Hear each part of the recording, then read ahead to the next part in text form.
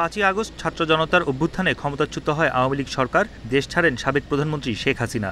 দলটি যেন দেশের রাজনীতিতে ফিরতে না পারে তা নিশ্চিত করার দাবি তোলে বৈষম্য বিরোধী ছাত্র আন্দোলন। এদিকে দণ্ড বাতিল হলে উন্নত চিকিৎসার জন্য লন্ডনে যান বিএনপির চেয়ারপারসন বেগম খালেদা জিয়া। গুঞ্জন ওঠে, বাংলাদেশের রাজনীতি কি বহুল আলোচিত মাইনাস ফর্মুলা 2 বাস্তবায়নের দিকে যাচ্ছে? যে চেষ্টা করা হয়েছিল 1-11-এর সময় তা কি 24-এর রক্তঝরা আন্দোলনের পর কৌশলে কার্যকর হচ্ছে? তবে আশঙ্কা একেবারে উড়িয়ে দিতে চান না রাজনৈতিক বিশ্লেষক মাইনুল হাসান খান। প্রফেসর ইউনূসের -2, -3 এইসবের সাথে ওনার কোনো সম্পর্ক নাই।